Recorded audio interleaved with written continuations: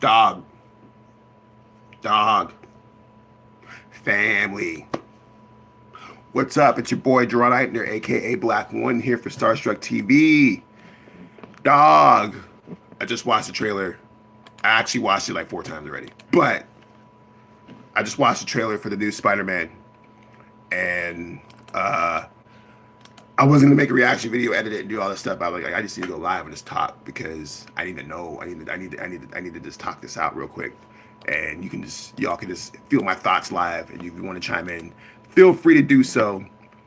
I just know that the trailer answered a lot of questions that we had about Endgame. I will also say that I'm more excited about this trailer and this movie than I was about Endgame. And I was super excited about Endgame. Like Endgame was probably the most hyped I've ever been for a movie. And like after watching this trailer, and if you follow me like on like closely like on my music and all my other media stuff, you know I'm a really massive huge fan of multiverses. And I even have a whole saga of music videos and stories called the Black One Multiverse. So when in this trailer, when Nick Fury recruits Spider-Man to possibly take over the Avengers, I don't know, but that's fire. That's fire because it looks like Nick Fury is going to get Spider-Man to replace Iron Man, basically.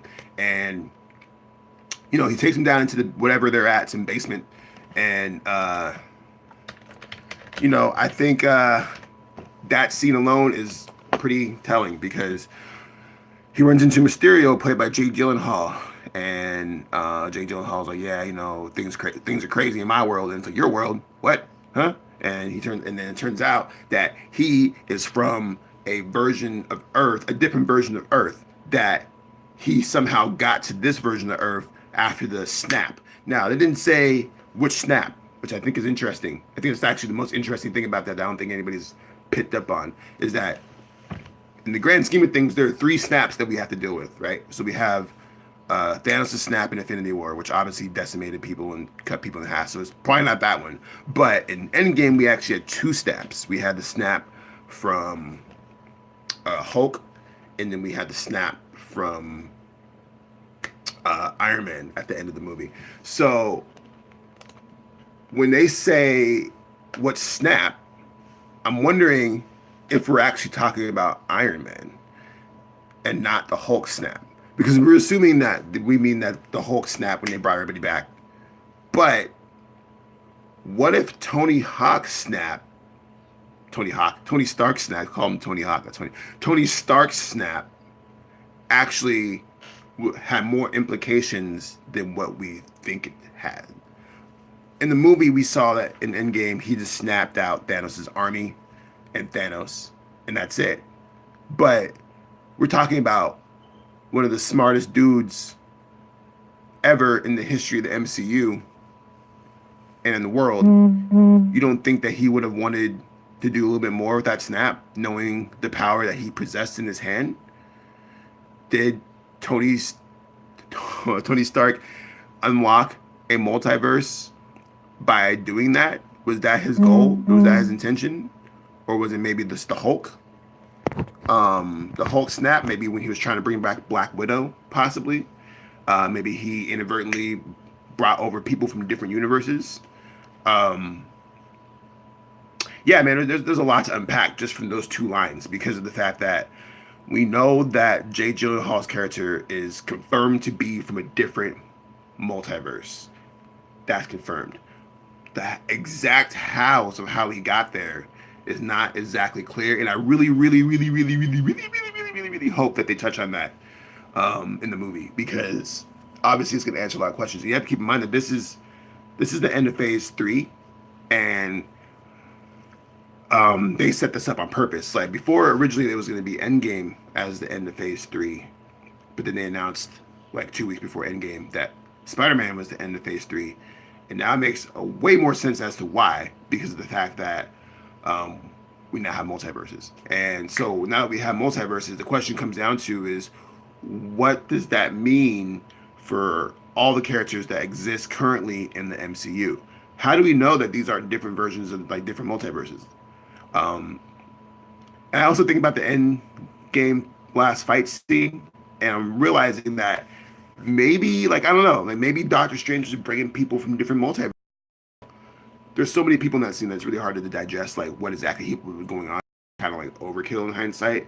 But the reality is that we know confirmed, based off of what Nick Fury said. My phone's blowing up as I go live. What Nick Fury said, that Mysterio is from another universe via the snap. Holy shit. Wow.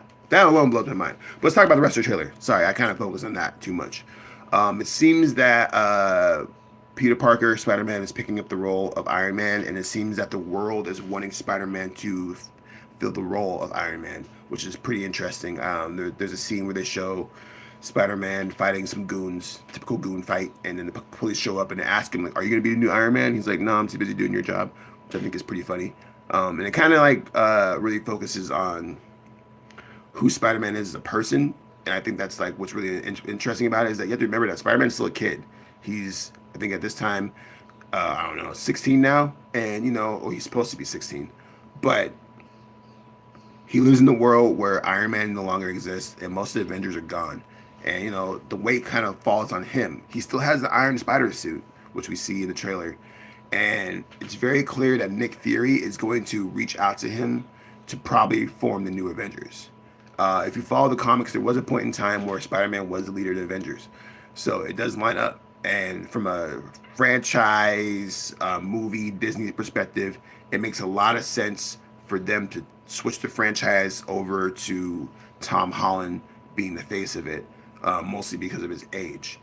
I also think that what we're about to see in this movie is, it is the launch of a new phase, but I also think this is how we're gonna see some type of hint of some type of Fox related entity. Now, whether it's X-Men, Fantastic Four, or something else, we don't know.